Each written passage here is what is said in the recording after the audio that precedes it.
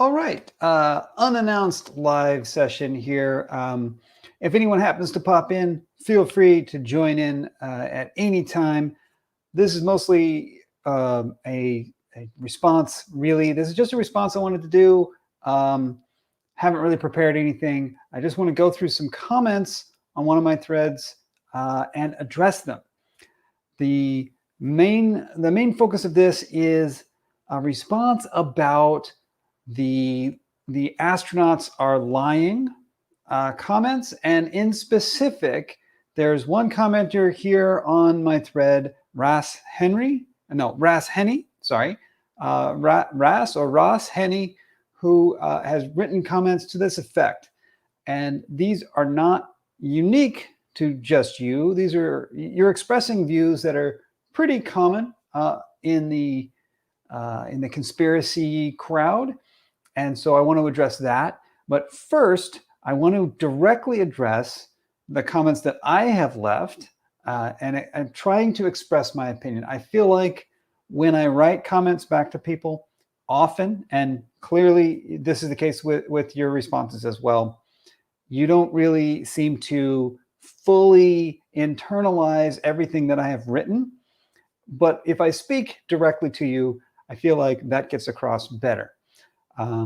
Recently, I had a falling out with a fan of the channel by the name of Alan. Alan was a fantastic guest here some weeks ago, and I thought that we got on really well when speaking.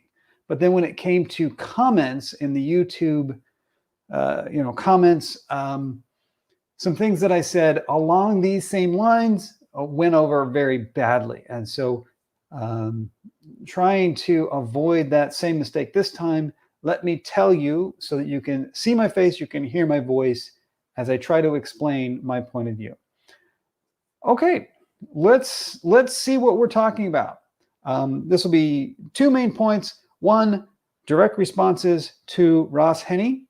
And then after that, we'll generalize and I'll talk about astronauts and lying and so forth. Okay.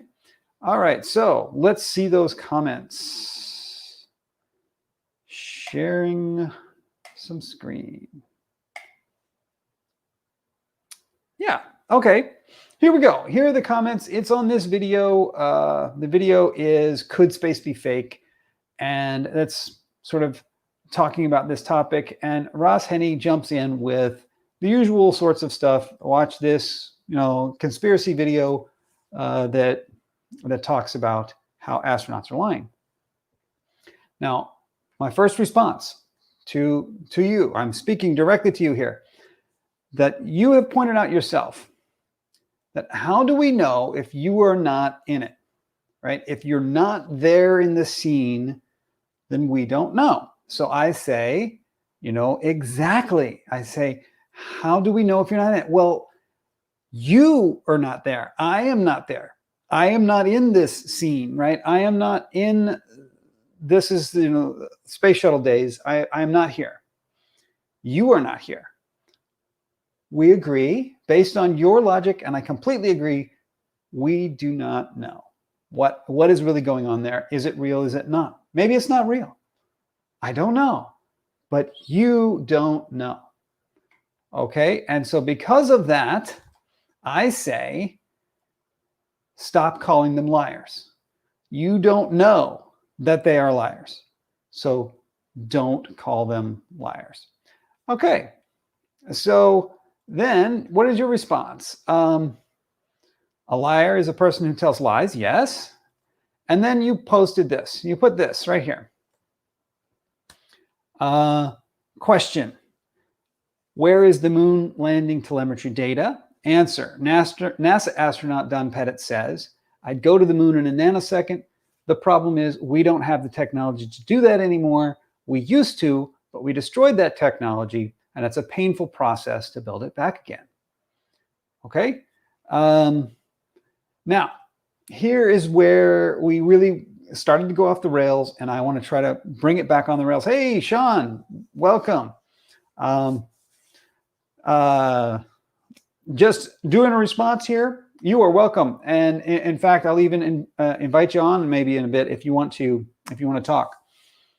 Let me get through these and then we'll move on to that. So, right. What is my main point? I want to, before we lose the conversation, let me try to explain my point now. I said, show me the document or video.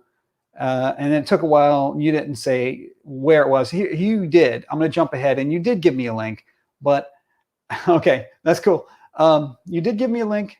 But in that link, it followed exactly what I said the link was going to have in it. It was exactly what I said, which is, when you do find an example of Don Pettit saying that phrase, and you can find plenty of those, you will not find the preceding question there. The question, where is the moon landing telemetry data, is not part of that video. That is, Don Pettit is not answering that question with that answer.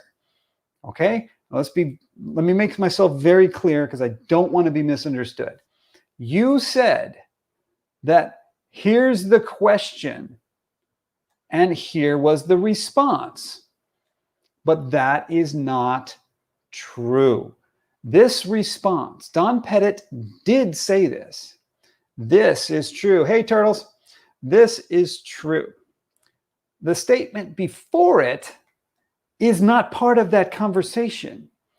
And therefore, this comment right here that you wrote is not truthful. Okay, this is not a true statement. And what I'm trying to do here, and I even said, I'm not trying to call you a liar here. What I'm trying to do is sort of turn the shoe onto the other foot, as they say, which is to stress that you, Ras Heny, you have been accusing this man, Don Pettit, of being a liar. And I want you to experience the other side of that when someone thinks you are a liar, right? And my grounds for that, I showed right there. That's not true. You posted something that is not true. I am ready for you to say, that was my mistake, or I heard that somewhere, I guess it was wrong, or maybe you could say, oh, I didn't mean you to take that literally. All these types of things that you can respond now. You can respond with those things, but responding with, no, that is true, is going to be a tough one. That's not true. Okay? So hopefully we understand each other. You are out there saying, hey, that dude is lying, and you're using what is objectively a lie. That how do I do this backwards? That right there is objectively a lie, and you're using it to accuse someone else of being a liar. Okay? So I don't want to label you a liar yourself. I'm ready to hear your side of this. What is your interpretation in which that is a legitimate comment to make? But what I really want you to think about is how other people see this as a lie. Just like you see Don Pettit's statements as if they were a lie. Okay? So that's where I want to go with that. That's where Alan and I had a big misunderstanding, and he has not returned. So hopefully we can pull this back from the brink before we get to that point. Okay, and then down here, I said what I have just said there is that Don Pettit said those words, but you were not telling the truth in your comment because that is not the question he was asked. And then your response is not a response to my point at all. It is not. You want more proofs of lies from NASA. No, that is not what I'm asking you for. I'm asking you right now to understand that your statement that you made in a public forum, and I am broadcasting it again now, was not true. But Don Pettit's statements, the man you were attacking, there's nothing false in his statements. He's not lying. I'm afraid you are. You appear to be the liar here. So come here and tell me why you're not a liar. And I'm ready to hear that. I'm ready to accept and welcome your explanation and your point of view on this. But I do think, and I'll stress it again, you need to stop calling people liars when you don't know. You don't know. How do I know you don't know? You said it right here. That how do you know if you're not in it, right? So if you don't know, stop acting like someone is a liar. Okay, so that's that.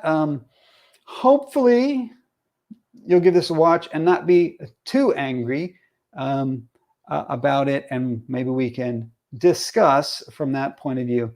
From there, I wanted to talk about in general, the concept that an astronaut would be lying, and that these statements such as, I'd go to the moon in a nanosecond. The problem is we don't have the technology to do that anymore. We used to, but we destroyed that technology, and it's a painful process to build it back again. I went and tried to find the original video. I could not find the original video. I found a summary of the interview. I couldn't find the long form of it at all, the unedited version that we would want. But I found many copies on conspiracy channels. Apparently, every conspiracy theorist under the sun thinks that this is some major lie. Let's break it down real quick. Let's break it down. I'd go to the moon in a nanosecond. Is that a lie? Is there anything factually false about that? Yeah. Okay. I think we can agree that that's hyperbole. That he doesn't, like, if you want to say he's a liar because it takes more than a nanosecond to do that, I think we can understand he means he has no hesitation. And I don't think that is the part of this statement that is being disputed. So let's move forward. The problem is we don't have the technology to do that anymore. Okay. The technology, what is the technology in question? Before we can address whether this is a true statement or not, we need to understand this word, the word technology. The technology to do that. What is, think about this now, what is the technology needed to go to the moon? I'm going to start you off with a Saturn V rocket. Do you have a Saturn V rocket? No? No, I do not have one either. NASA does not have a functional Saturn V rocket. That may surprise you, but that is simple history. Go to any space museum, look into that. Just look it up on the internet. No, we don't have those anymore. Helmets, astronaut shoes. Helmets we can get. We've got helmets. We've got astronaut shoes. Good. We're good on those. We have EVA suits, right? A EVA suit is the the full suit you've got to wear to go out into space. And as we've seen in recent videos, those still do exist. So we've got those. How about a lunar lander? Does anyone have a lunar lander? Yeah. Can you drop a link, Psycho Muffin? Psycho Muffin, do you have a link to the Curious Droid, Curious Druid? I thought it was Curious Droid. Is it Curious Druid video? Drop that in there. Feel free. Do you have a lunar lander, though? Psycho, do you have a lunar lander? No, I don't have a lunar lander. We would need to do what? We would need to, say it with me now, build one. We would need to build it in order to have one. Okay, so we destroyed that technology. Is this a true statement, or is this not a false, a true statement or a false statement that any leftover Saturn V's that we had, any lunar landers or rovers, were dismantled and sent off to various museums? Okay, if they were faking going into space, why the helmets and huge suits? Wouldn't it be better marketing strategy to send helmetless, good-looking men and women? That's an interesting point of view. I would say, being that we don't have any true, conspiracy theorists here, I'll have to speak for them and say that no one would believe it. They had to make it believable, right? So. Yeah. Be that as it may, let me just wrap this piece up here before I lose it. This statement, we don't have the technology. This is a true statement. There's no lie here. We destroyed that technology. Did we destroy that technology? Did we once have the technology? Yes, we did. Did we destroy it? I wouldn't have used the word destroy, but it's not wrong. What happened is the remaining pieces were, many of them were stripped down of anything dangerous or very secretive, and then the rest were sent to various museums. So we have lots of that sorts of stuff that you can find in museums. Some of it was literally just thrown into the junk because we had no purpose for it anymore. And I know many, especially the conspiracy theorists, find that very hard to believe that we would just throw that away. But yeah, something taking up space in your warehouse, costing you money to store. That's of no use to me. We're not going back to the moon. Once we made the decision, we're not going back to the moon. This is very expensive stuff to build, but we are not using it. So what good does it give us to hold on to that? No good at all. So we're just going to, at least eventually, we're just going to scrap it or ship it off to museums. So that's what happened. This is a true statement. There is no lie here. And it's a painful process to build it back again. It's a painful process. It took years and a lot of investment to build those things in the first place, and building them again is absolutely within the realm of possibility, but it takes time. We can't just roll down to the local supermarket and pick up an Atlas, a Saturn V rocket. They don't have those in stock. Right? It's going to take years to build that up and a great deal of expense. And how do I know that that's the case? Is because the actual interview here, the topic of this interview is not about lost telemetry data. The actual topic of this interview is, are we going back to the moon? And Don Pettit saying he wants to go back to the moon. We have, throughout the years, due to American politics, we have on and off had plans to go back to the moon. Sometimes we have said, some years, depending on who's in the government at this time, we make the announcement, NASA announces, we're going to the moon. And then the next president gets elected and that's canceled. And it's like, no, we're going to an asteroid. And then it was, we're going to Mars. And then it was like, no, let's go to the moon. So I believe we are currently planning to go to the moon. Hey, Barry, you got a Saturn V for cheap, right? Is it used? Is it a used one? Because we're going to need a brand new, no miles on it.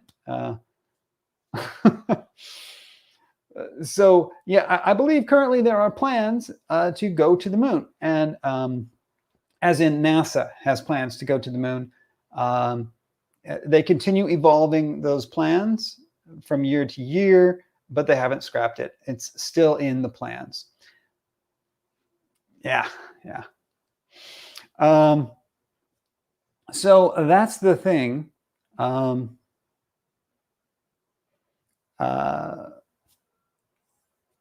Yeah, and so what do we? So that's it. That's all I wanted to say tonight. But since we do have some folks here, what do you guys want to chip into it? Curious Droid has a good video on this. I'll stop sharing, and then I can look for it. If you didn't have the link, did you find the link? Did it like fail to post? I don't see it here.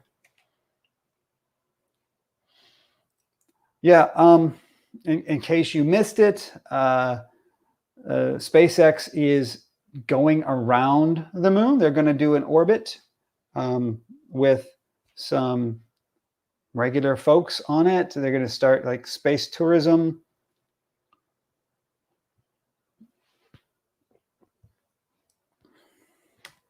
Yeah. So the main thing I really wanted to, yeah, it probably got blocked. What should I look for? Curious Droid. Moon landing? That the one?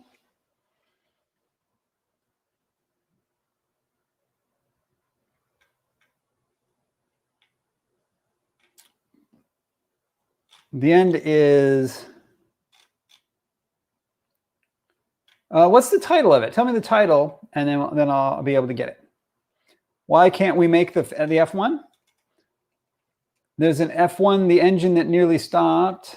Why can't we see the lunar landers?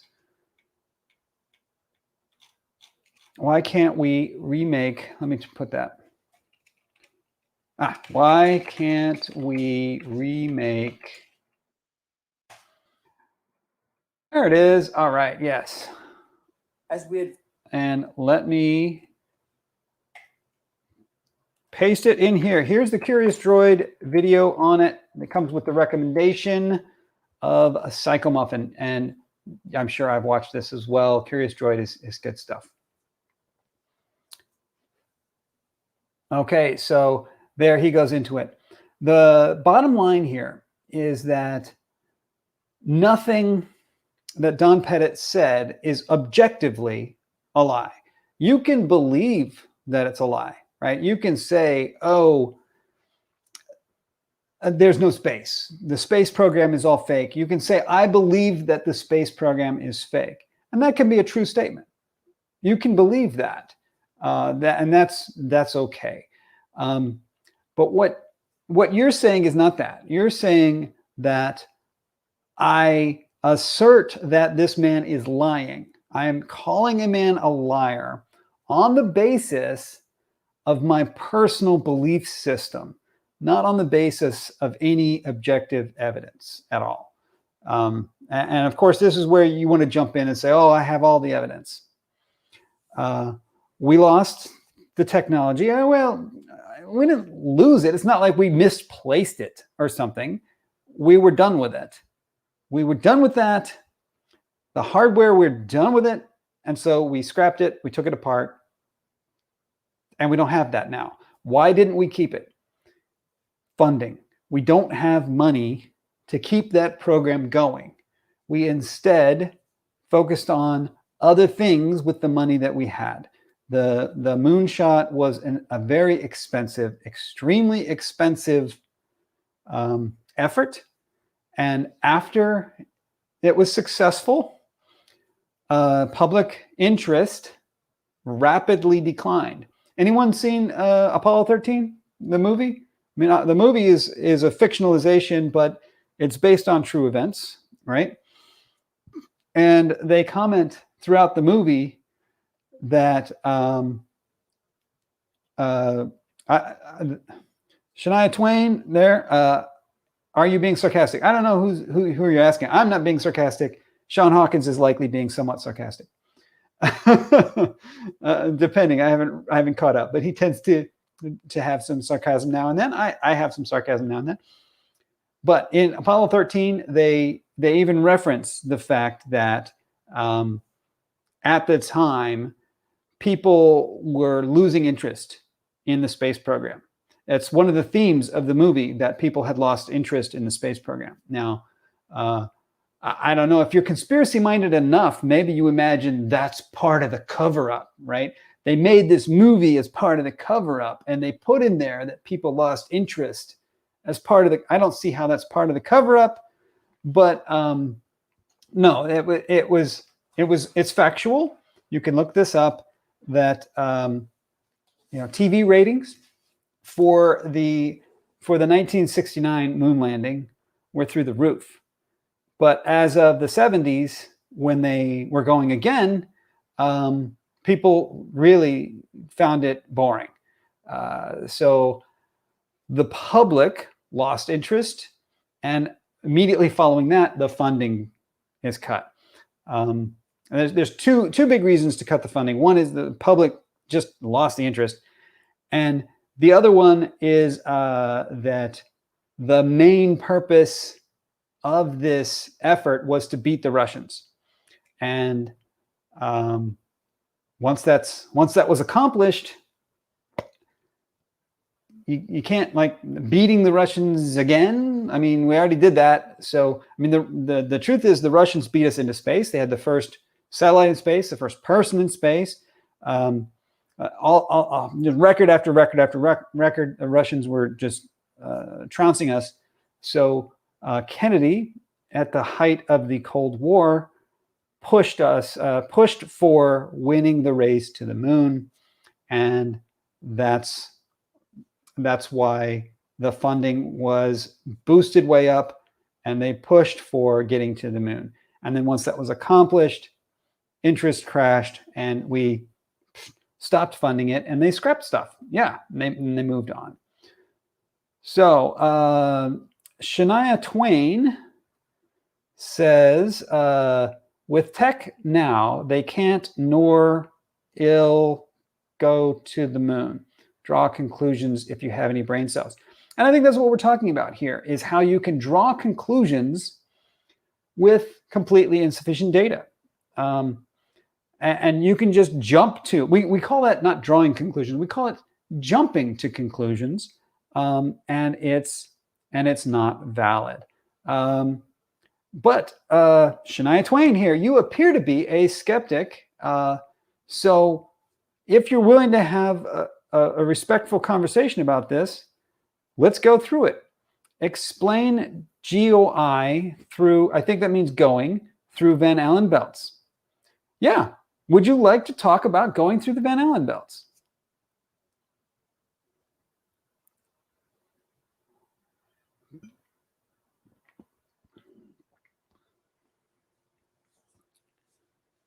Ms. Twain, would you like to talk about going through the Van Allen belts? I'd like, before I start,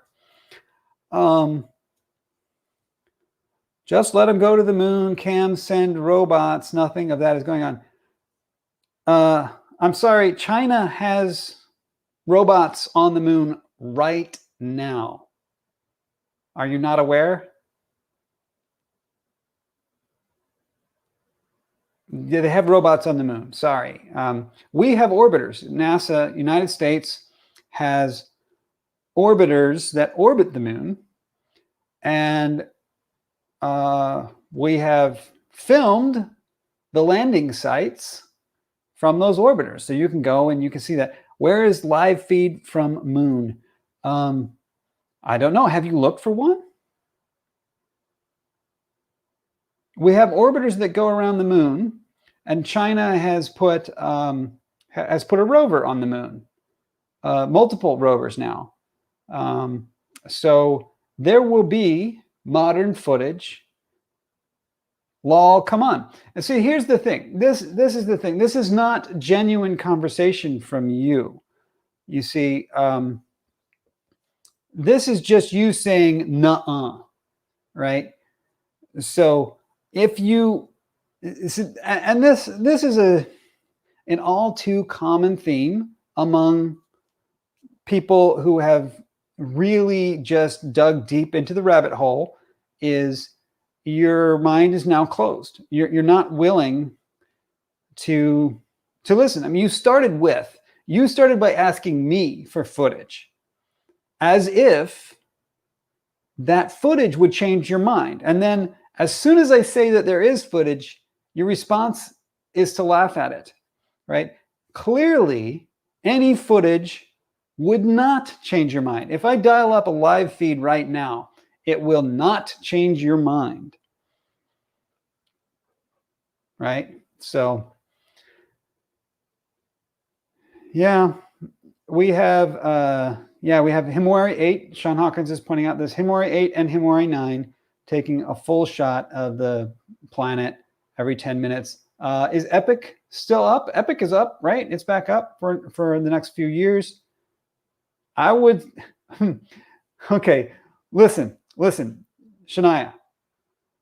Would if I see Earth spinning with clouds? No, you would not. I would, I promise you this right now. Listen to this. You will not change your mind if I show you a live shot of Earth spinning with clouds. I promise you will not. You will not change your mind. You will say, no, that's CGI. That's what you will say.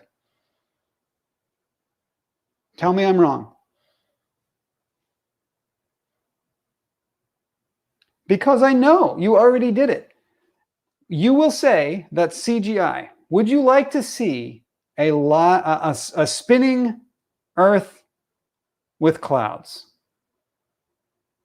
Would that change your mind about anything, Shania?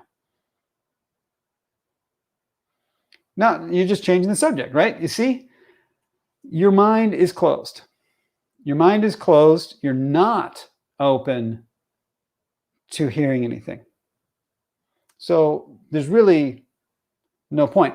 Just earlier today, I was watching a video from, who's the crane man? The guy with the crane. He said, he was saying, why don't we shoot up a rocket? We shoot up a rocket straight up into the air, and that'll prove it once and for all.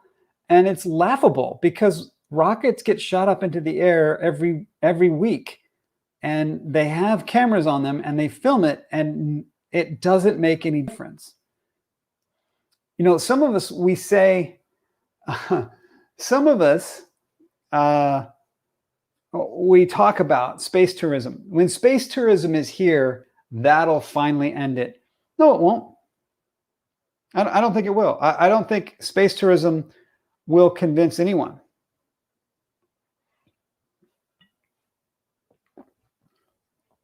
But my main point here, if I can get back to it, since Shania doesn't want to play, if I get back to the main point, you can believe that Elon Musk's car was faked. You can believe that if you wish. You're welcome to. That's your belief. That's your belief system. But when you call someone a liar, like this previous comment here, that one, not open to lies, I was listening for 30 years. You are calling people liars with this. You realize that, I hope. These are human beings. They're your neighbors. They're people all over the world. And they are honest, hardworking people. And you are openly calling them liars. And that's not okay with me. Right? That's not okay. Just because you have a different belief system doesn't mean that you should go around calling people liars. They don't deserve that. You don't have any factual basis to base this on. Only conjecture and the conclusions that you've jumped to. It's shameful. Yeah.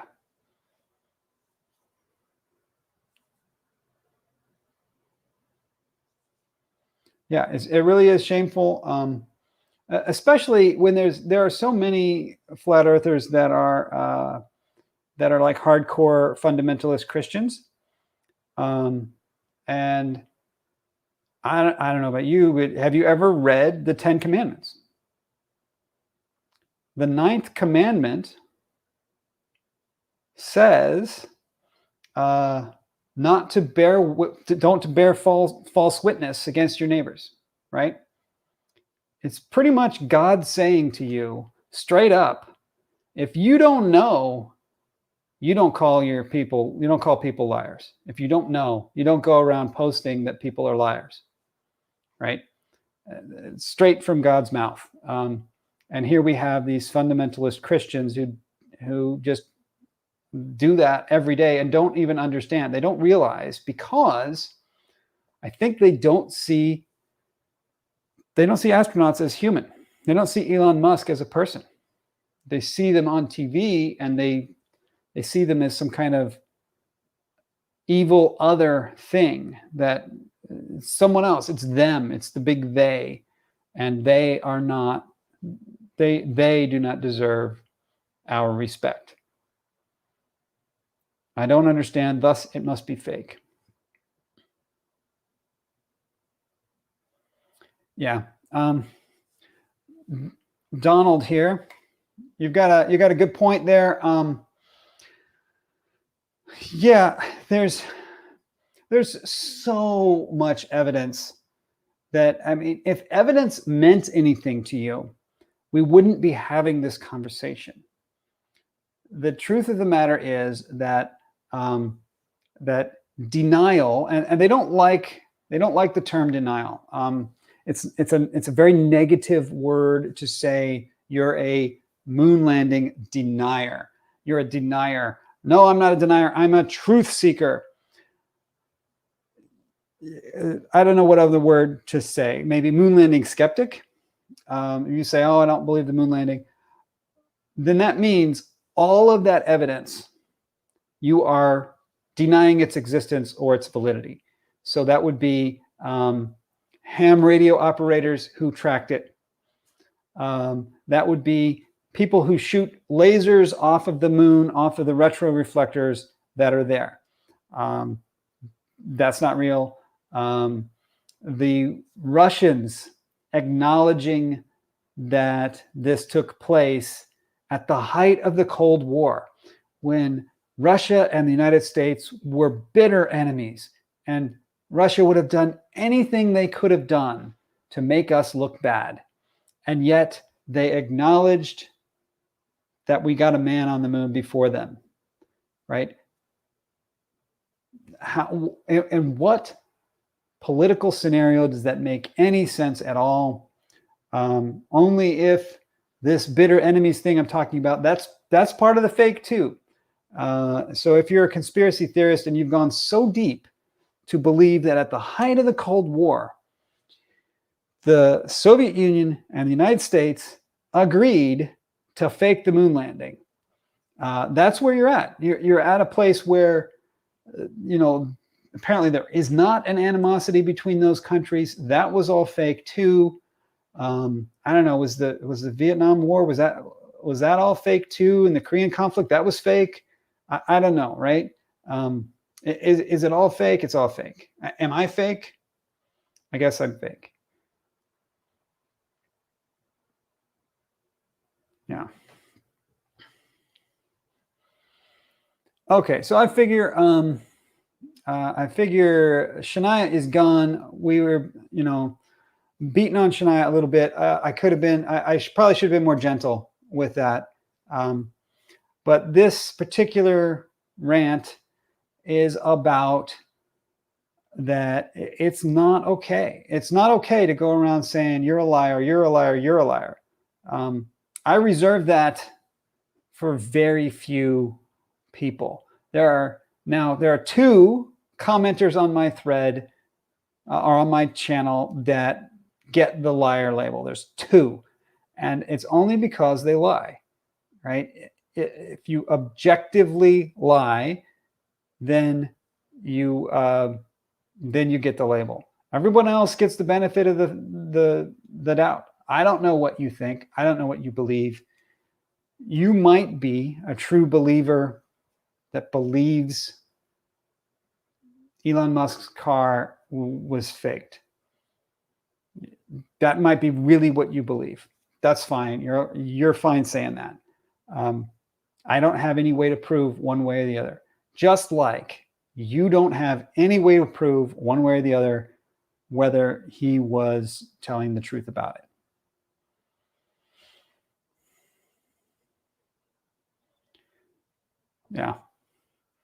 Yeah, it doesn't make any sense. So before we wrap up, I do want to conclude with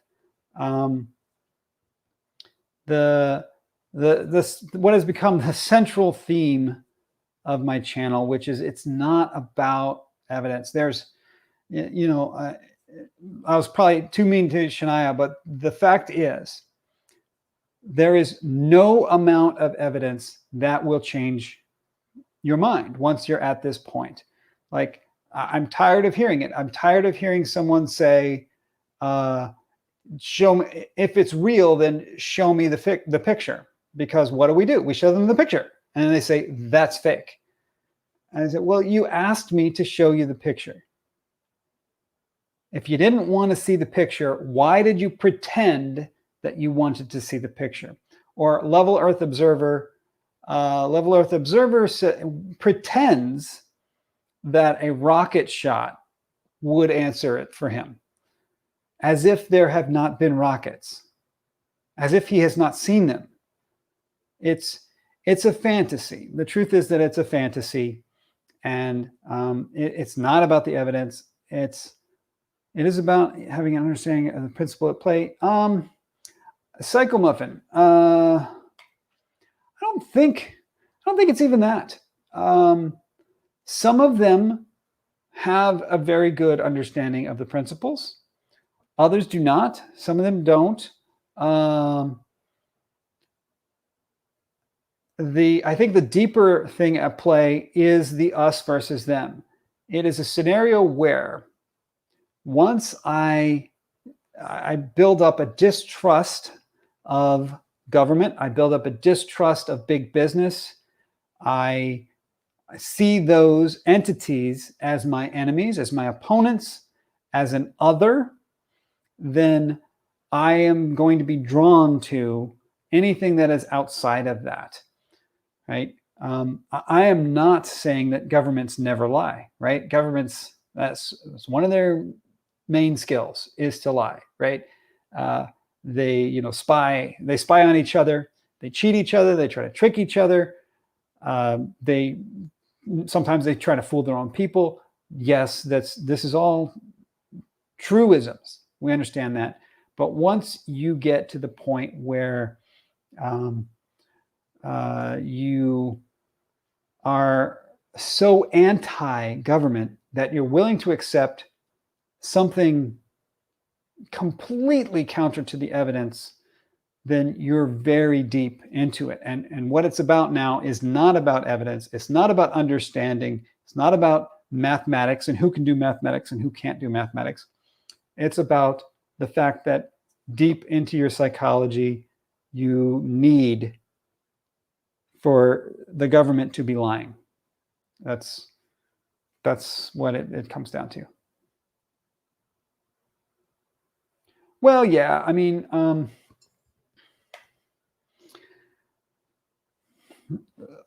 I've heard this a lot. There is a lot of misunderstanding. There's a great deal of misunderstanding.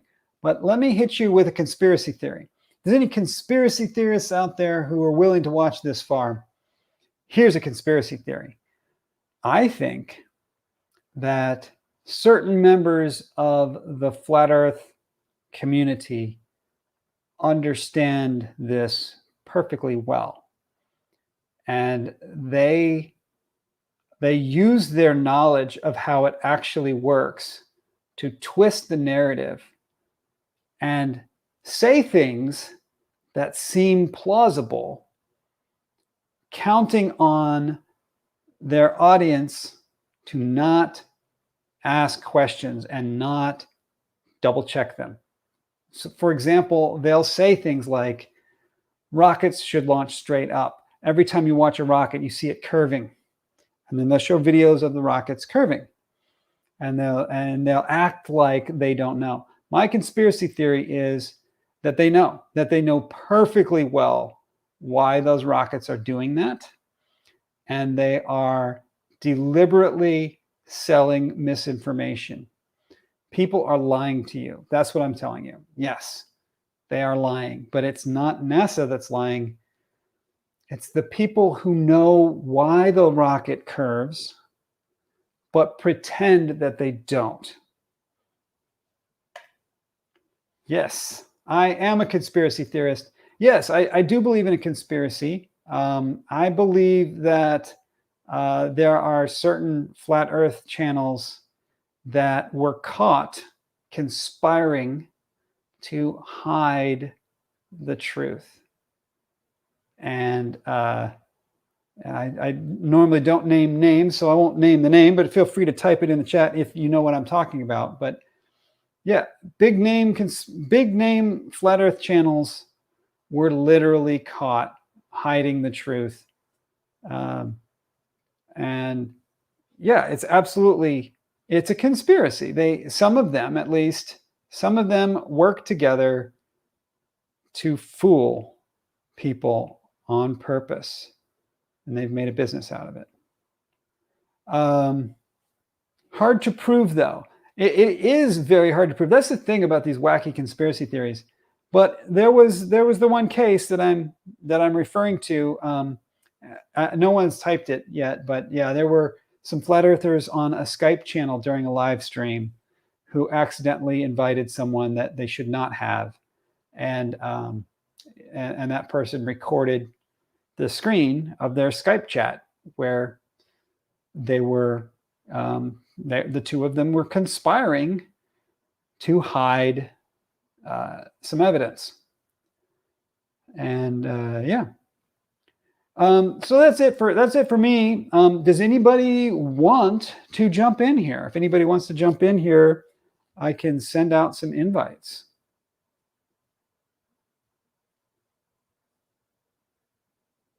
Otherwise, I'll probably wrap it up. Unless there's anything else you guys want to talk about.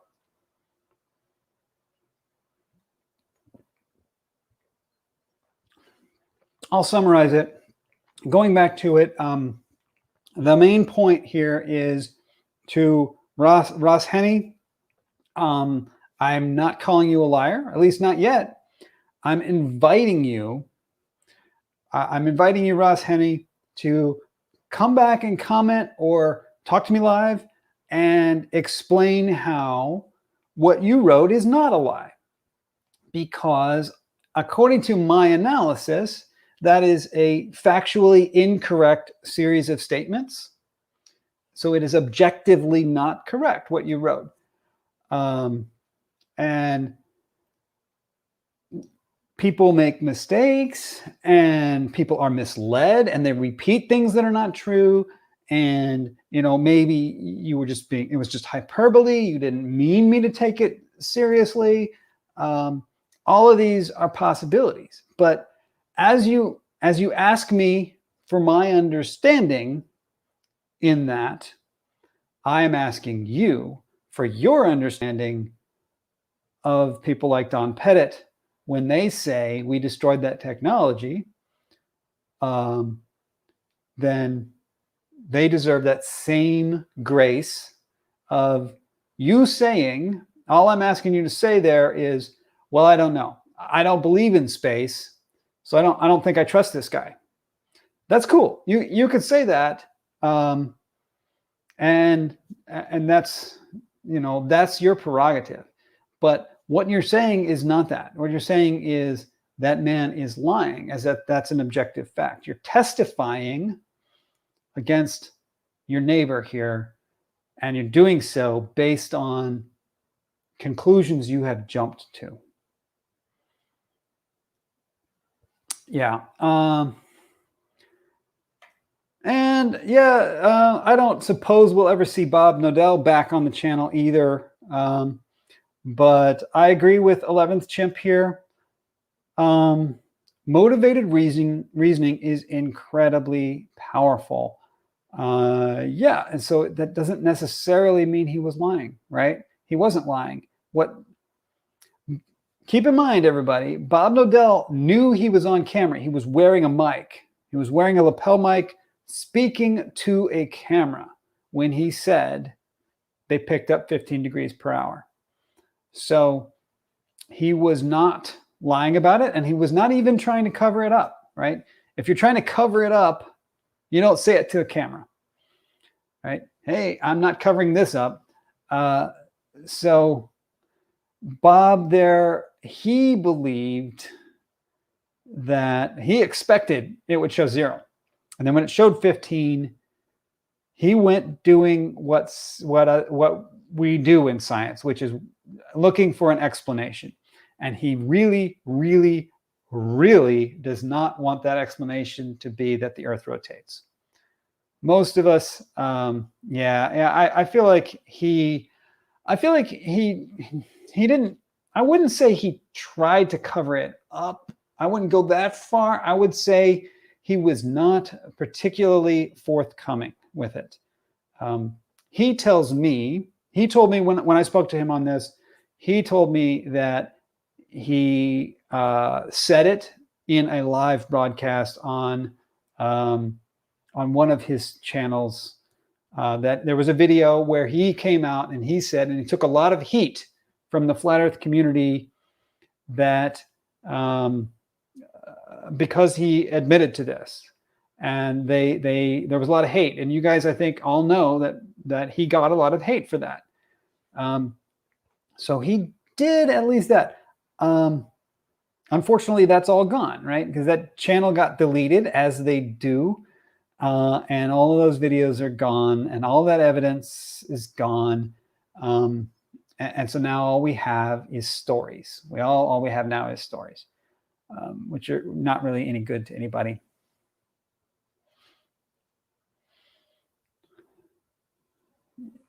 Yeah. It wasn't his money. That's the other thing. He likes to emphasize, and so I will emphasize on his behalf, that it was not his gyro. It was not his money.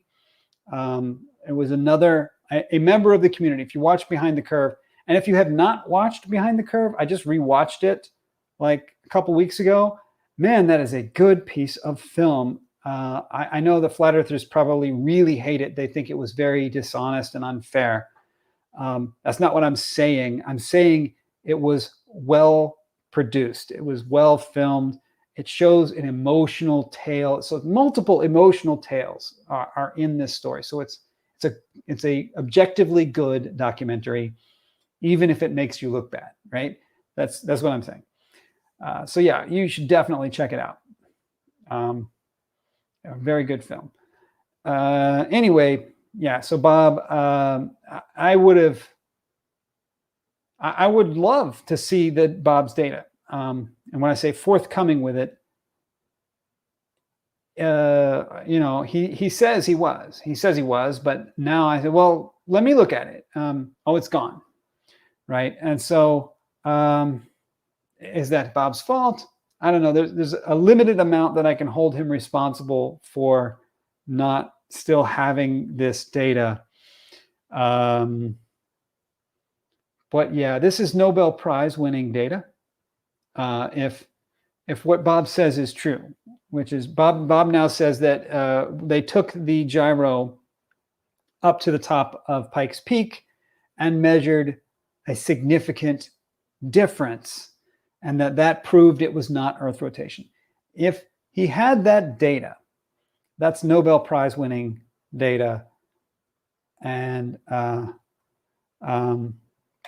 he does not still have any copies of that data. I think I'd want to keep that data. Is it gone? Did he lose the technology? Oh, burn. Oh, that's so good. That is so good. That's really beautiful right there. Exactly. Bob Nodell lost the technology to do this experiment. That's It's absolutely correct. That's where he stands on it. He says it belonged to somebody else, and the guy took his gyro back, and he has since lost contact with that individual. I personally speculate that that individual, after dropping $20,000 to try to prove the Earth was flat and finding that the result was that the Earth was not flat, has given up flat Earth and walked away from the whole thing. That would be my guess. Yeah, it's going to be really hard to build it back. Incidentally, the gyros are not that expensive. A brand new one, a high-end brand new one, might be $20,000. But I went looking. You can get a used one on eBay for $1,000 or under $1,000, a couple hundred actually. I think you could probably get your hands on one for under $500, certainly under $1,000 for a working one-axis gyro, and that's all you need. That'd be worth doing if I was so inclined to. I mean, if I believed it would make a lick of difference to anyone, I would drop $500 on that right now. But I have come to believe that it would not make any difference whatsoever to anyone, because I think that once we get the thing and we test it, it's going to confirm everything that I believe it's going to confirm. And so it won't change my mind. It won't change your minds. And then it won't change Bob's mind, because Bob saw already and already made his decision. So 11th chimp, do you know something about this? Do you have access to a copy of the data? I would like to look at the data.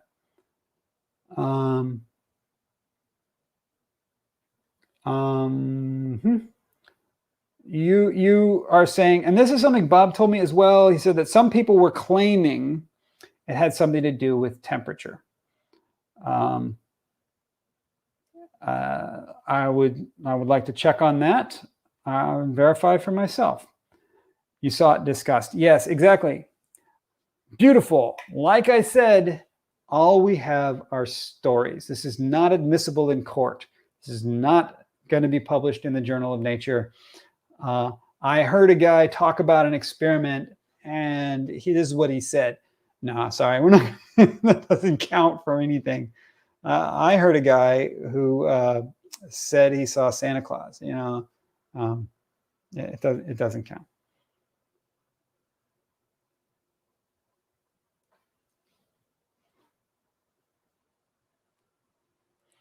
Ground rate error in avionics is the same thing. Yeah, they are. These are avionics. This is avionics. That's what they are. It's a high-end avionics package. Yeah, whatever. Yeah, this is a good point. I went into this on one of my videos where I mentioned this. After talking to Bob, I was inspired to make that video where I talk about it, because he says it's the ether, whatever.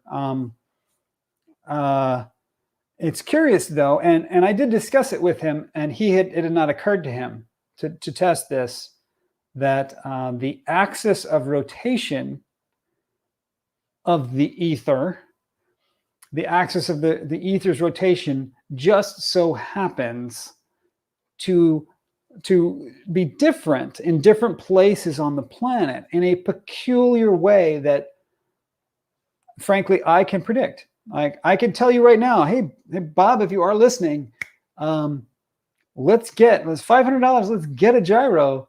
I predict the axis of rotation of the ether, based on my own personal theory of how the ether works. Right? That's how science is supposed to work. We make a theory. Based on that theory, we make a prediction, or based on the hypothesis, I make a hypothesis of how I think this is going to go. I'll make a prediction. We'll test the prediction, and if it fails, then we know it's wrong. Right? That's what we're supposed to do. So, based on, you think Sean Hawkins thinks maybe it's going to match the latitude of wherever you are at any given moment. And right, if that's your ether prediction, then I would like to know the theory that backs that prediction. Why does the ether do this? Yeah. The data is discussed on this show. What's the data mean? Brandon's show number 61. And so this is them telling stories about the data, or they show the data. Because if it's just them telling stories, I don't want to sit through a 3-hour talk show scrubbing it, looking for this data if it's not there. But if they actually have the data, then like I said, that's Nobel Prize stuff. We could look at the data. I'm betting they don't show any data.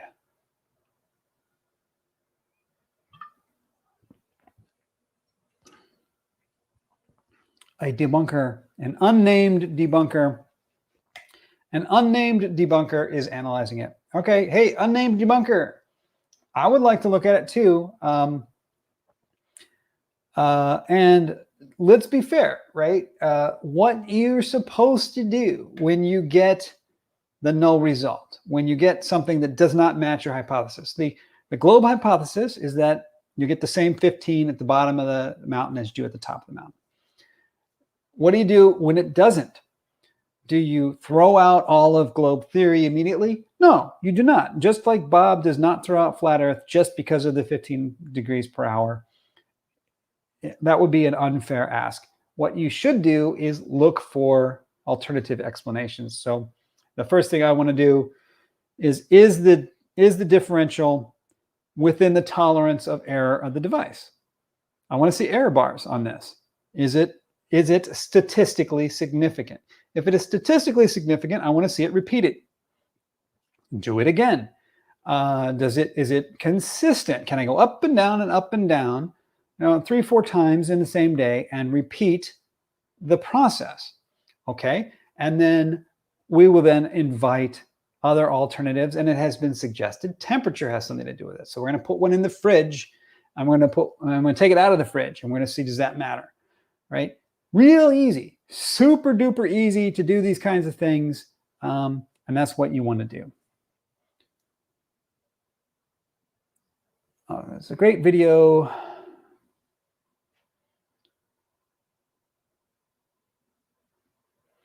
Okay, so yeah, let's put that up there. A little off topic. Rob Skiba debunks Rob Skiba's previous NASA fraud video. Is this from Rob Skiba, where he debunks himself? That's amazing. I will watch that. I don't typically watch Rob Skiba. But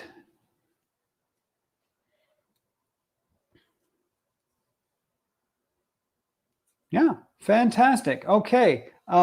Hey, that's a big plug. Let me plug Rob Skiba right now. I'm gonna plug him then, because that is really the foundation of what I'm asking for. I'm asking you to, especially the flat earthers, but all of us, when you find something you thought was one way and you learn that it's not, that you just immediately change to accept the new, maybe not immediately, but you change your own way of thinking to accept the new information. Yeah. I mean that in a nice way, though. I mean, go and watch Rob Skiba's video. And the one in question is called Rob Skiba debunks Rob Skiba's previous NASA fraud video. Yeah.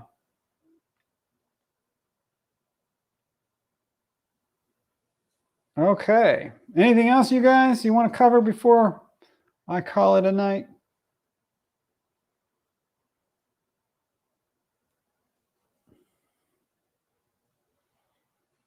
All right. Hey, while I'm here, do you guys, does anyone have ranties? You can't post links, can you? So you don't know, you can't can I allow people to post links? No. No, I don't think I can. I was going to ask for Ranty's new new YouTube. I was looking for it earlier, but yeah. So yes, if anyone is open for fair and honest exchange of ideas, I invite you to come on here and talk with me. Anyone who is open for fair and honest.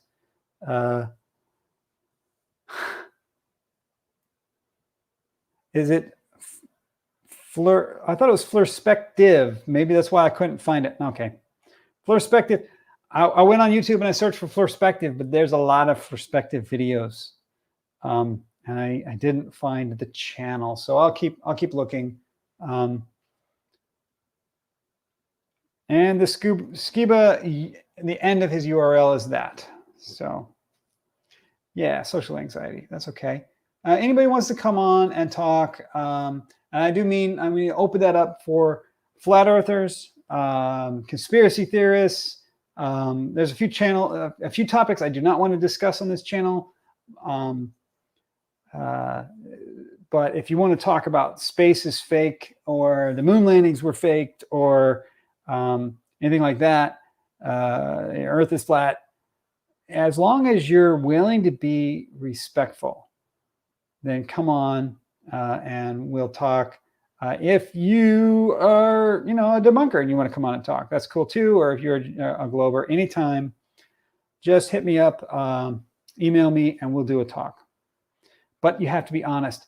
Barry, the big rule of my channel is we have to be honest. Sarcasm allowed as long as it's understood.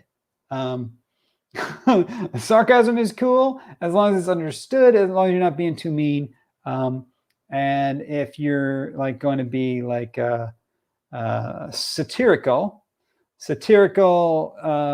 no, we don't do that here. So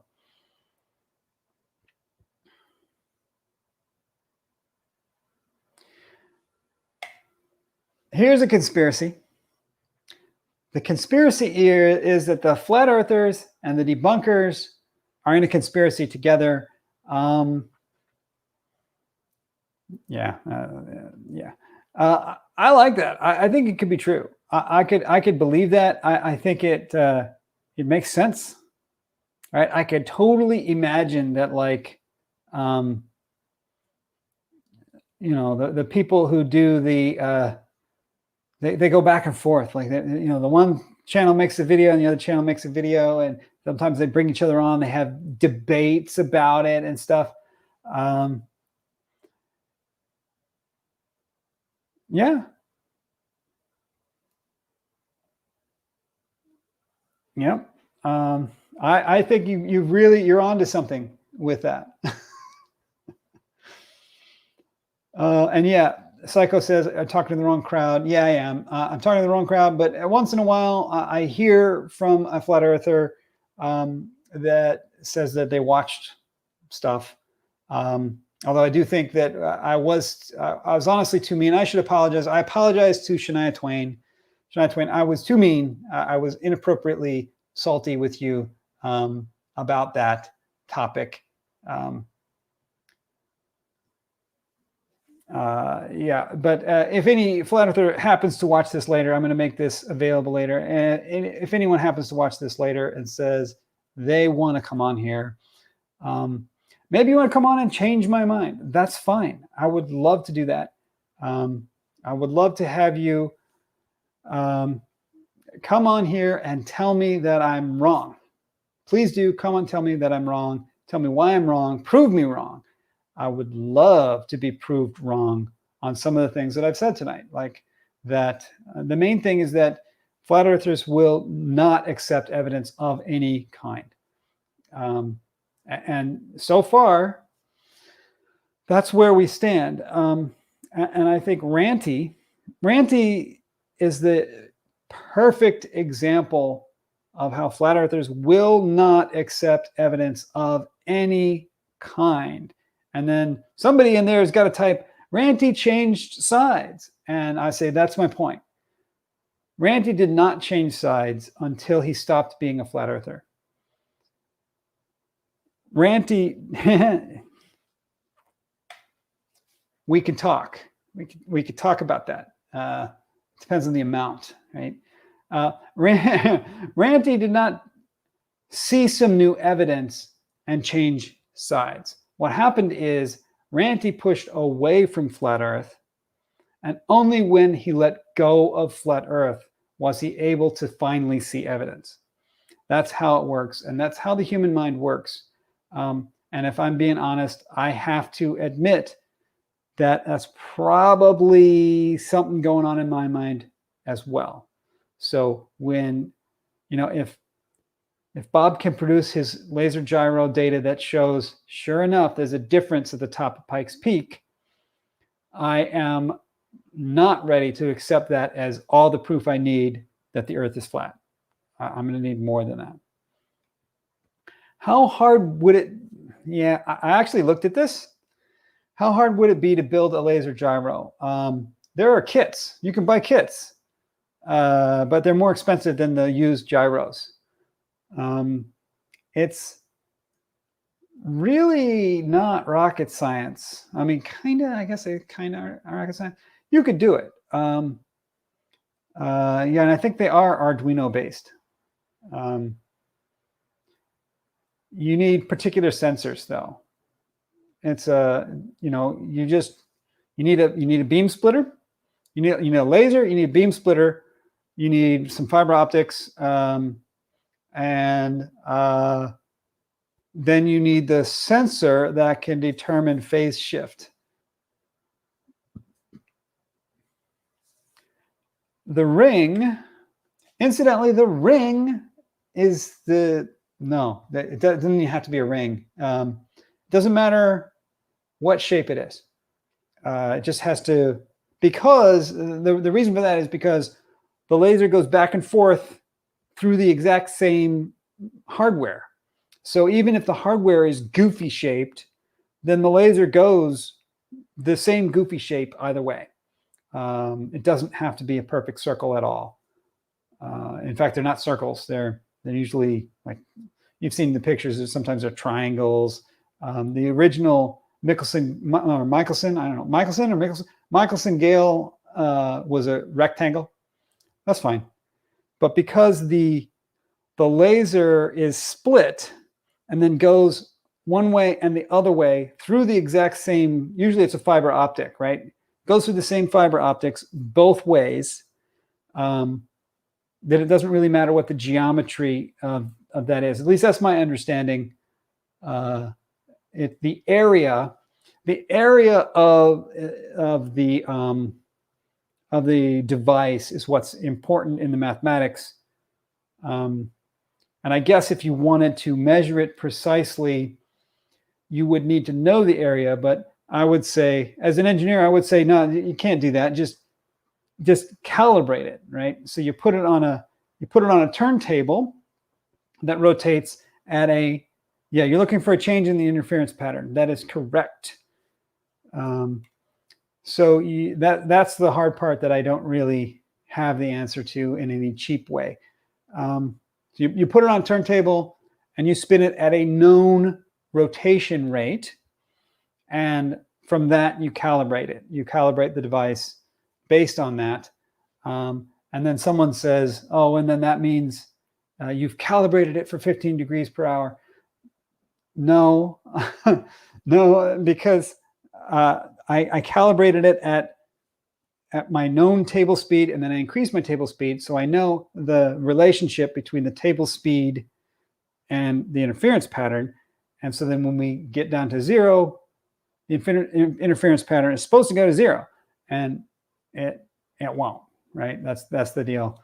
And then you tilt it around until you find the exact axis of rotation.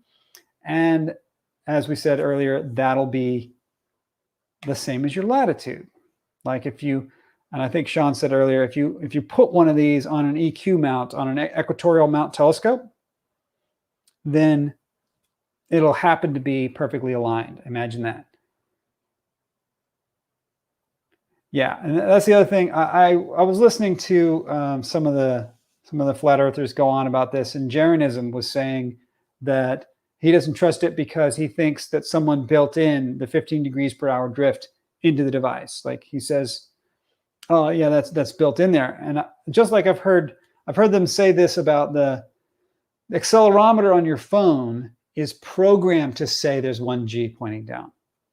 And I'm like, well, if it's programmed to say there's 1G pointing down, then all I got to do to disprove that is this. Just turn it over and it'll show now it's pointing that way. How does it know? How does it know which way the thing is pointing, right? So with the laser gyro, if it's programmed to drift this way at 15 degrees per hour, all I got to do, turn it upside down, and if it continues drifting the same way, then we know it was not programmed to do that. Yeah, how would it know what plane it was in? It couldn't know. That cannot be built in. The way I'm holding the device cannot be built into the device. I can do whatever I want to the device. Yeah, all objects are also programmed to fall at 1G. Yeah, but yeah, I would love if anyone knows a flat earther who wants to come on and prove me wrong about this. My hypothesis is that there is no amount of evidence whatsoever that would ever change a flat earther's mind about the shape of the earth, because it's not about evidence. Hello, dumb Jezza. So yeah, once you've decided that it's flat, you've decided that it's flat, and that's how it goes. And it turns out that's kind of human nature. So we can make all these arguments about gravity and gyros and all this stuff, and it doesn't matter. And frankly, it's a silly conversation. Flat Earth math. Hey, I was thinking about you too. I was thinking about you just the other day. You haven't been doing videos, have you? I have not seen anything out of you. I hope that's not just because YouTube stopped sending me your feed. Flat Earth Math is here. Yeah. Yeah, I mean, that's the thing. Anyone who's actually willing to consider evidence, all you have, it's silly. Anyone who's willing to consider evidence just has to watch a sunset. That's all it takes. You watch the sunset and you say, did the sun cross the horizon or not? And if you're not sure because of the glare, maybe the glare makes it hard to tell. It really does, especially with a photo. Through the glare through a camera can be huge. So just do the moon. Let's do the moon. The moon doesn't have bad glare, right? Does the moon cross below the horizon or not? If it does, the Earth's not flat. That's all there is to it. We don't need math. We don't need expensive gyros. We don't need any of this. The response is always, oh, well, perspective. Only, perspective doesn't do that.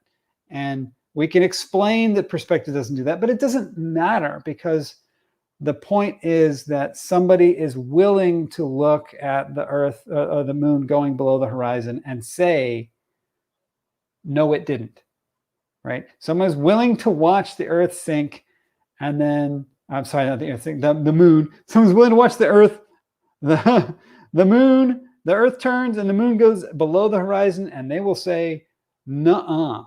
So at that point, there's really no point in trying to argue about that. Spatial cognition is hard. Math is also quite hard. We have to really do have to remind ourselves that the average person doesn't do calculus. The average person does not do three-dimensional geometry on a daily basis. They do not. So that's true. Yeah. Perspective is really simple, but they never get it. Well, how many people, let me tell you a true story here. How many of you even really know why perspective is a thing? Does everyone know? Does everyone now know? Because I teach college students, and I would say almost none of them coming into my class, these are engineering students, right? College engineering students do not know why perspective is. They know what perspective is, but they don't know why. And they've just never thought about that, right? And so I get to teach them, I get to teach the college students why perspective happens. And it's an eye opener for many of them. So it's very fun to teach that class. But asking a flat earther to just know that is an unrealistic ask. However, when you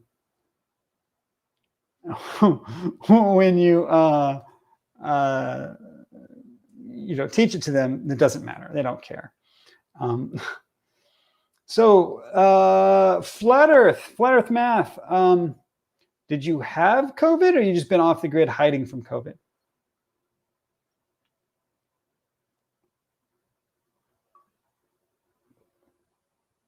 I hope everything's okay with you. It's been a rough year for a lot of people. Yeah, and actually, did you want to jump on and talk at all? I was sending out the invitation to anybody who wants to join me tonight. No COVID, just mask theater. Thanks for asking. Yeah, yeah.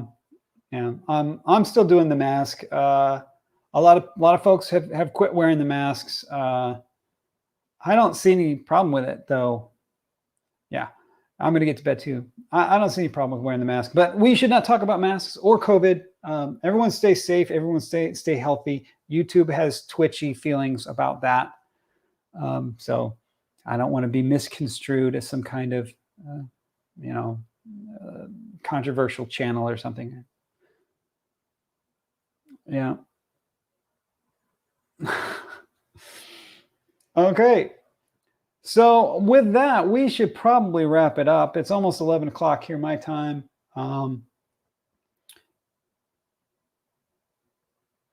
Yeah. The next thing I want to do, I don't think I'm going to get any traction, but what I would like to do is something I think many of us have dreamt of for ages, is to get a steel man of some flat earthers, to get some flat earthers to actually tell us in no uncertain terms what they want us to understand about what they believe.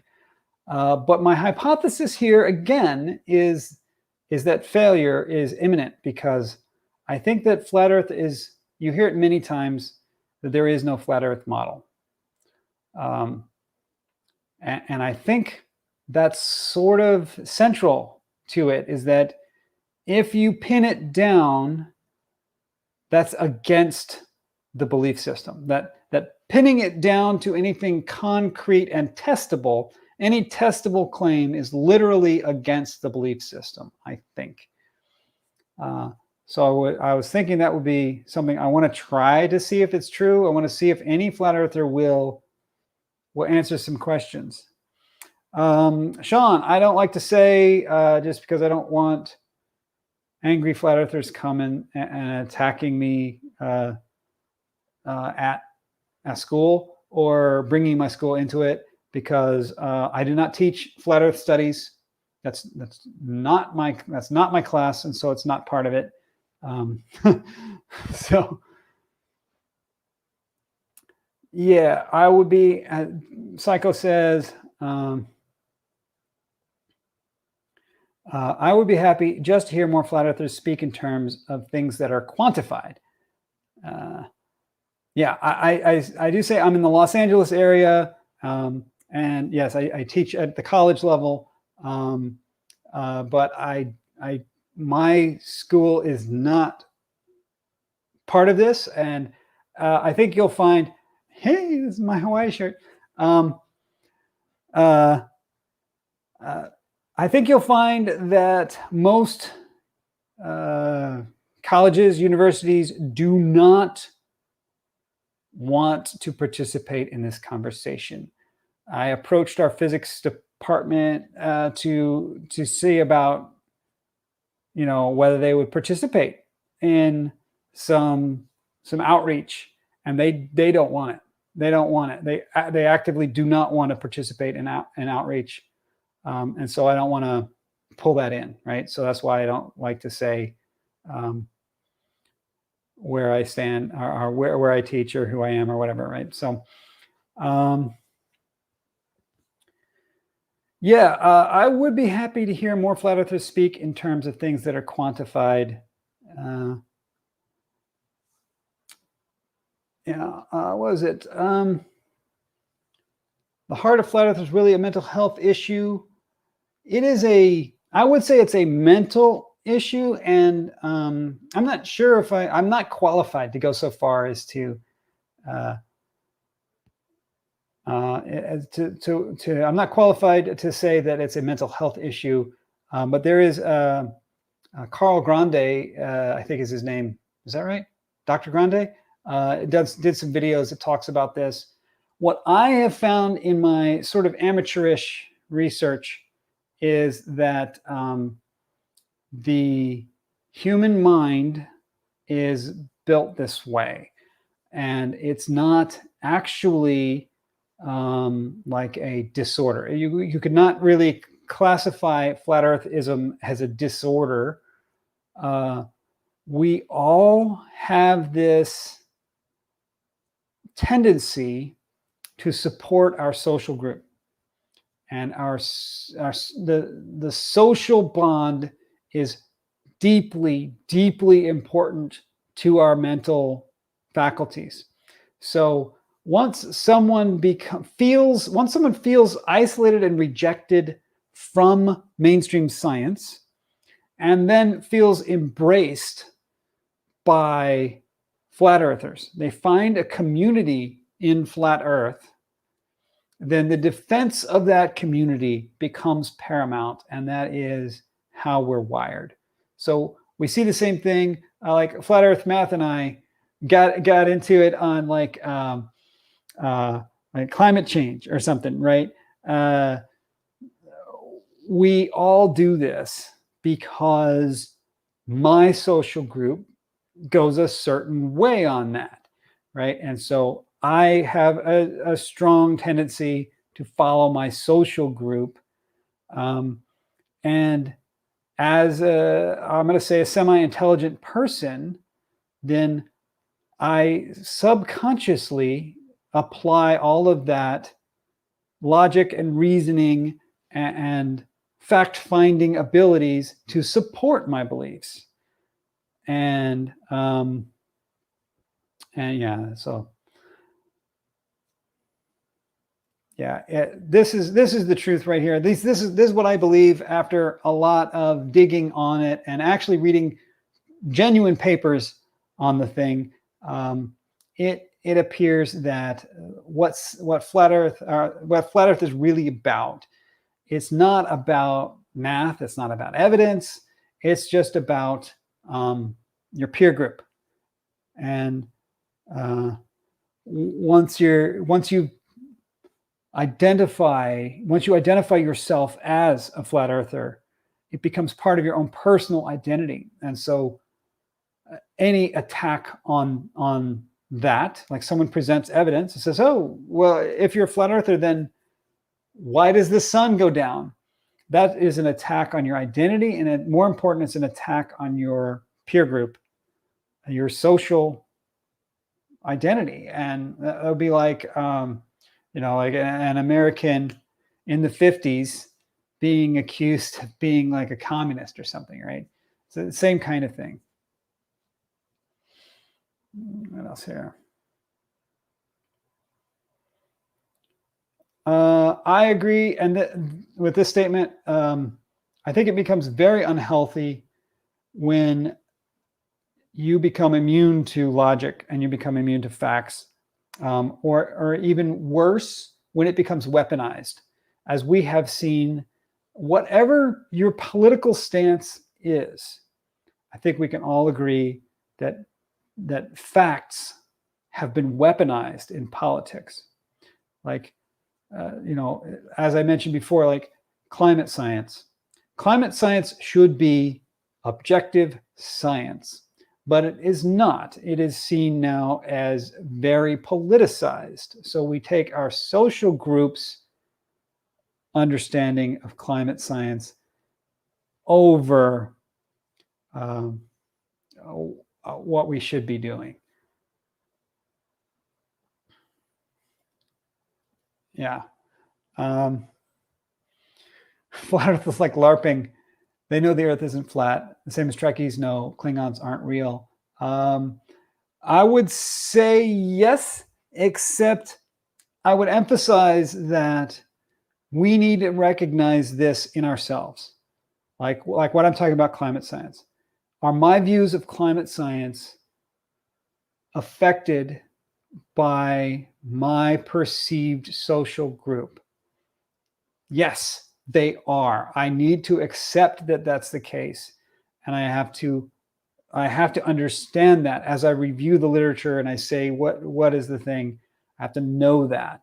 And there's a blurry line, right? There's a very blurry line between I'm completely self-aware and I know this, and it's the fantasy has become so important to me that I don't understand that it's not real anymore on a conscious level, right? I can prove to you, or I prove to myself, I would say I proved to myself that there is that a flat earther that truly believes it is an extremely rare thing. That virtually every flat earther knows the truth at some level. And the way I know that is because all you have to do is ask them to give you a testable claim. Let's do a test, right? Just have any flat earther come to me and say, I have a testable claim that will once and for all determine the shape of the earth. If you will accept any testable claim, then I believe you are a real flat earther. But none will. I have had zero. So far, I invite them over and over and over to do this. But so far, literally zero flat earthers have gone through and followed through with the testable claim. Flat Earth Math. Actually, let me ask you, since I'm on that topic, your channel was like devoted to these testable claims. And I think you once told me that you had some flat earthers actually take the test, right?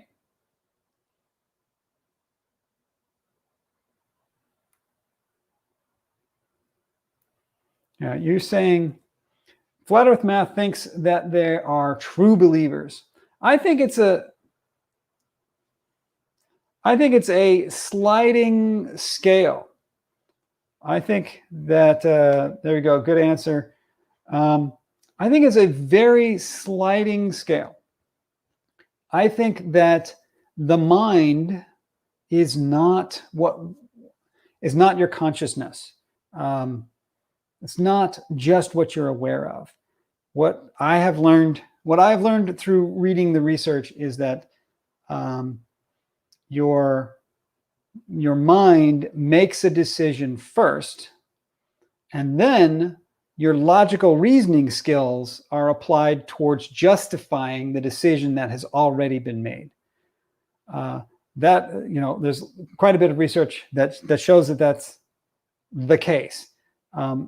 And because of that, you can be a completely, all-in believer in flat Earth and still know that you must not do this test. That if I want to ask you to triangulate Polaris using 3 cities, just pick 3 cities and triangulate Polaris. I'll do all the math for you. You just have to make the measurements. That virtually every flat earther will not do the test, because the only explanation I have for that is that they know what the test will tell. The test will tell it ain't flat, and therefore they will not do the test. And so that's my hypothesis. Flat Earth, do you think that's wrong?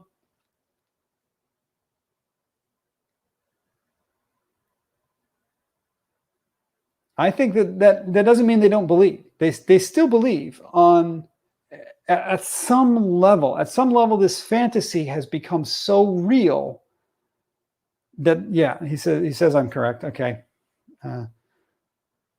At some point, the fantasy has become so very real that it's more important to preserve the fantasy than anything else. And so they do not want to do this test. And the reason they don't want to do this test, because they know how it goes. Yeah. All you've got to do, and that's the thing with we all throw around cognitive dissonance. This is a flavor of cognitive dissonance, where this part of your brain that knows, do not do this test, it's not going to back you up.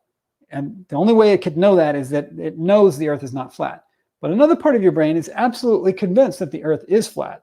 And there's a part of your brain in between that's like a middleman, that is all it has to do is justify what's going on, right? And so the part of your brain that knows it's not flat also knows that it's important to you that it is flat. And so it just says, we ain't doing that. And then the rationalizing takes place, and you say perspective. That's all it takes. You say perspective, and then the rest of your brain is happy and you can just roll.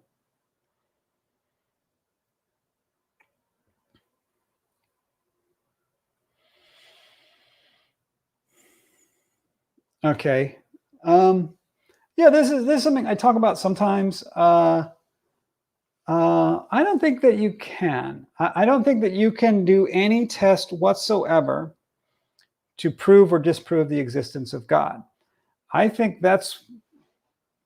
I personally think that that science is this axis and religion is that axis. They're orthogonal. They do not cross over. So if you could devise a test, let me put it to you like this. If you could devise a test that could prove God exists, that means God is no longer supernatural. God is part of the natural world because we can test it.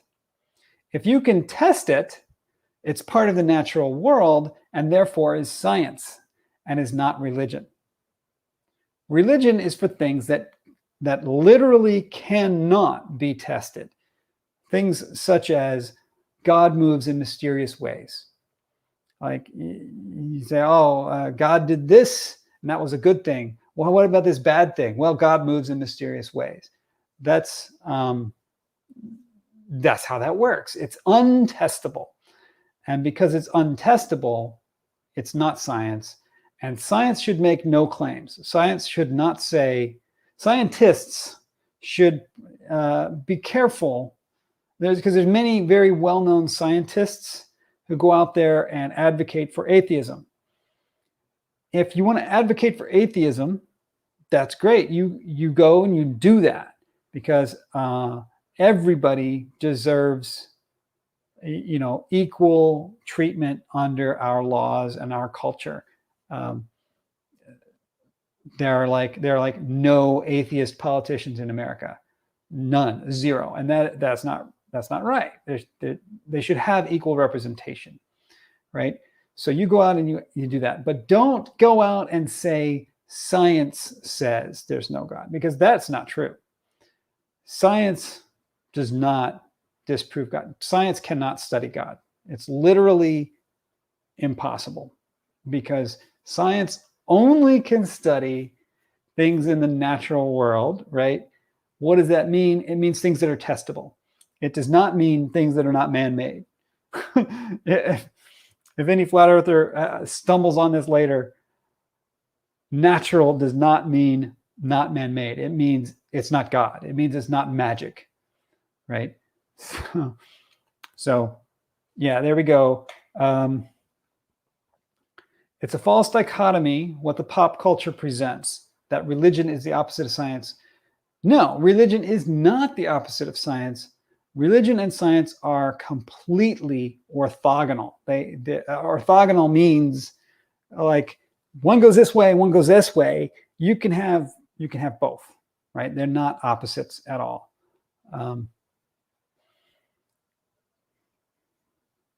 Newton was a strong believer and still a scientist. Yes, absolutely. Arguably at least, the greatest scientist, the greatest physicist that ever lived was Isaac Newton, and he was just hardcore Christian. So let's definitely not make the mistake of telling people, and here's the punchline there, right?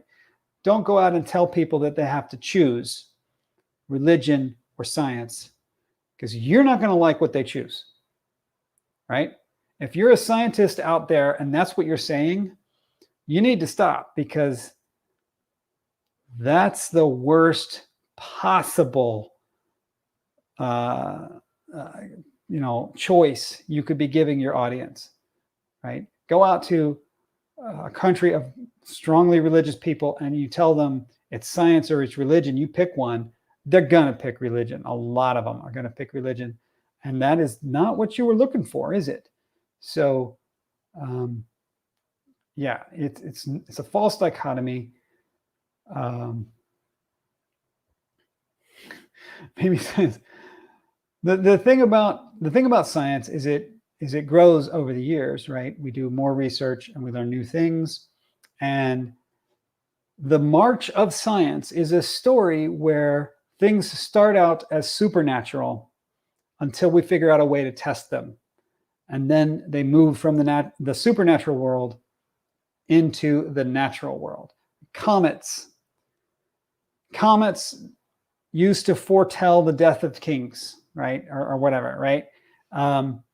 Because it was a supernatural force, until people started to figure out ways to test these truths. And then they became part of science. They became part of the natural world. And yeah, that's the march of history. The age of the universe, the age of the earth. The earth was 6,000 or so years old, because that's what faith said, until it became testable.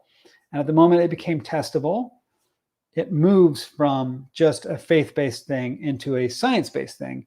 And that's really the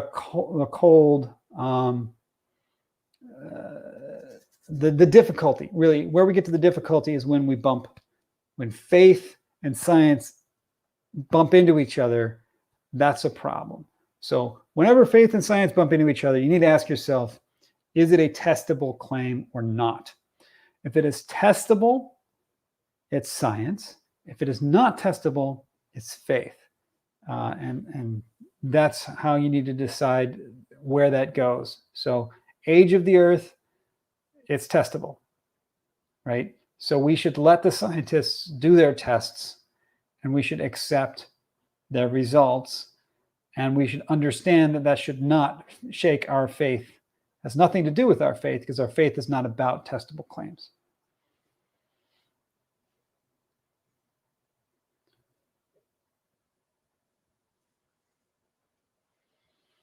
Yeah, science and religion. Well, the concept of science didn't really exist yet in Newton's time. The concept of science as we know it now.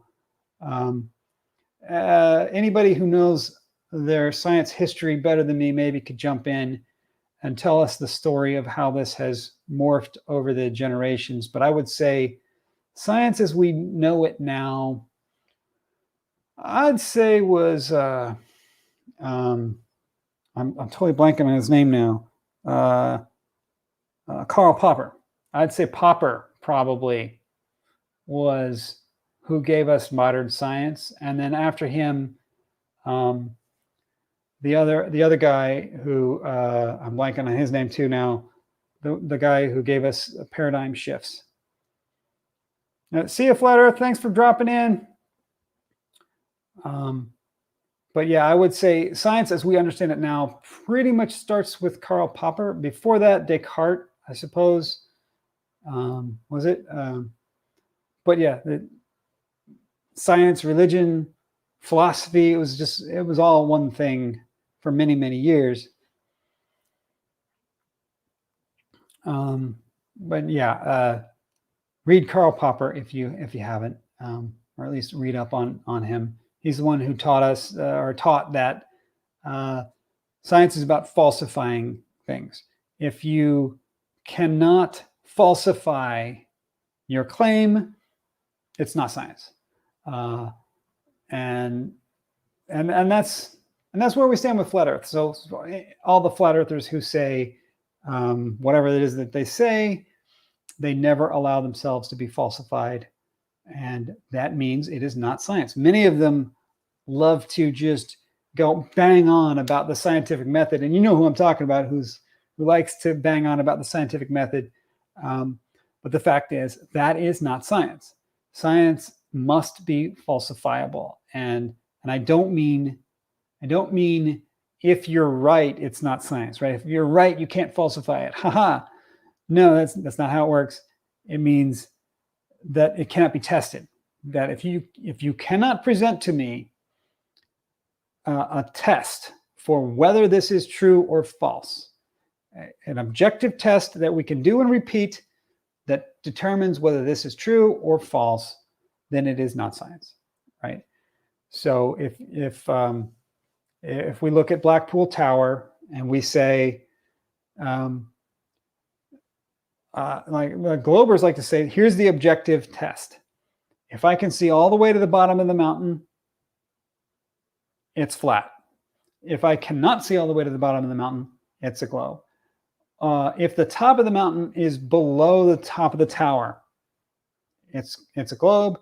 If the top of the mountain is above the top of the tower, it's flat.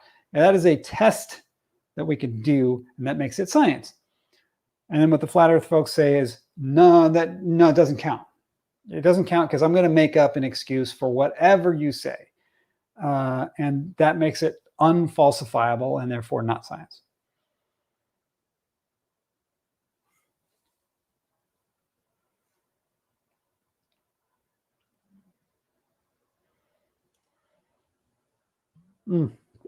And cheers to the beer. Can you falsify the claim that science is about falsifying things? Well, what you can do is falsify the claim that Karl Popper said that. But no, this is a matter of philosophy. And it has become accepted. I guess you'd be digging through citations to see whether that was or not. I would say that is philosophy and therefore is not science. That is not science. in a full round standpoint.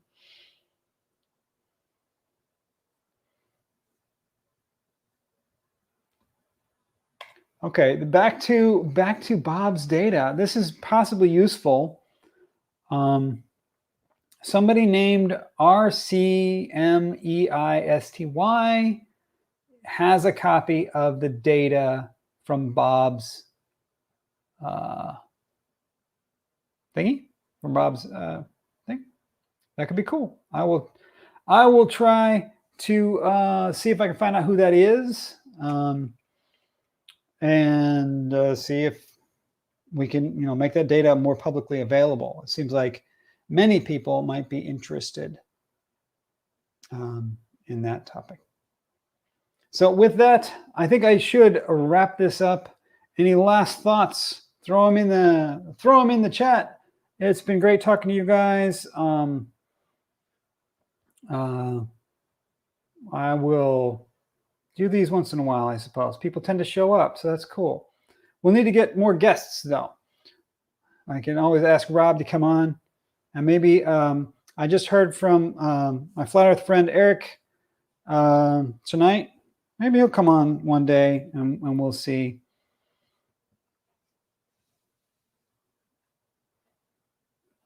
Okay. Oh yes, and don't forget that Skiba vid. I'm planning to go watch that. Anybody who's willing to admit they made a mistake and change their opinion is all right in my book. So that's really to be commended. Okay. Good night, you guys. It's been fun. Bye.